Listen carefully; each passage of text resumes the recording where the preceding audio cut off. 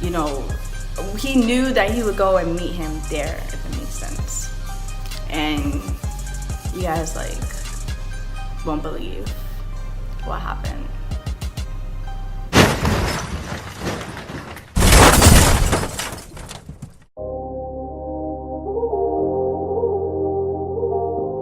Yeah, so don't mind my brother in the back, by the way, too. But yeah, so we waited for a while, and we're just trying to wait till things cool down. We're trying to give it some time, like, cause we already kind of figured that he would go back to my house to check to see if we were there. So, you know, we're just in the car, we're riding around, and we parked up somewhere. We're just like talking about it. We're like, yo, like, this is crazy, like, and yeah, at this point he's kind of just like, okay, yeah, I need to just keep my distance. So I'm just like, you know what, I understand completely.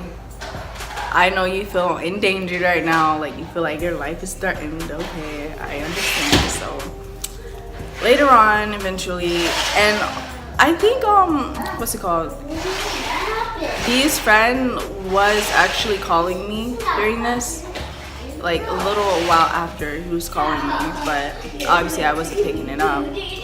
And we headed back to my house to see if things were like cooled down, like if everything was clear.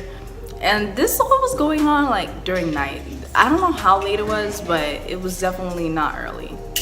So we go back to my house, and we like we went like kind of on the other side so that they wouldn't see us, just in case they were there. But we saw them all outside, and guess what? My mom's outside too. So I'm like, oh my gosh, like really? Like you had to get my mom involved though, like, so I had no choice but to get out. But of course they didn't want to pull up right in front of the house and let me out, because he kind of felt like they were gonna try to jump him or whatever, so, or worse. So he kind of pulled off to the side and let me out. And I was on the phone with him. I called him. I was like, okay, just stay on the phone with me, like, you know. So he was on the phone with me. I'm walking down the sidewalk to go meet up with B's friend and my mom. I see them. They're all waiting outside. And there's no telling how long they were outside either. So I honestly felt bad at that moment. Not even for, like, I felt bad because B and because my mom. I was just like, I'm sorry, like, I didn't mean to cause this, you know, I didn't mean to, like, for all this to, like, spiral like this. So I walk over there, they're there, my mom's like, what's going on? And I'm just like, I'm not even like really talking that much, to be honest. And they're all just giving me like the death stare, like I felt so awkward. I felt so awkward, and I'm just like, why is this even happening right now? And the thing that I found out after is that B's friend definitely did go straight there first, after after he stopped following us. He went straight to my house, I guess, and he knocked on my mom's door, I guess to see if I was there or he was there. And he was kind of just, you know, waiting for us or whatever. My mom answered. I think she was asleep. So yeah, I feel really bad. I don't, you know, but she answered it. She was like kind of talking to him about it, like what's going on and blah, blah, blah. So I'm glad she was good, because she said that he had a knife on him when he was sitting outside, because I had these little like podium things outside of my door. So he was sitting on that. She said that he had like a knife in his lap. So I'm like, oh God, like, so they're talking to me about it. They're trying to figure out what's going on. Why is, like, you know, blah, blah. They're trying to tell me to tell A to come back. They're like, why is he leaving? Like, tell him to come back. Like, come back, blah, blah. They're like shouting, like, when he's driving off. And I'm like, I'm not telling him to come back. Like, for what? You guys are obviously gonna try to fight him. That's not even necessary right now at this point. So my mom was just trying to talk to me about it. Then they're like kind of making me feel bad about it, because they're like, yeah, like he's just using you, like he's not even like, you know, like, and this is B's friend talking at this point. He's kind of just like, yeah, like I don't even know why you mess with him, blah blah blah, you know, just all this stuff. And I'm just like like, you guys don't even know the situation. Like, you guys don't know what's even really going on right now. Like, you guys do not understand. And the thing that I hate about situations like this is that nobody really understands like the people that are in the situation. Like, people on the outside, they just know what they hear and a little bit of what they see, but they don't see much because they're never around for it. Like, they're never like, they don't really know what's going on. The only person that really knew what was going on was me, A, and B. That's it.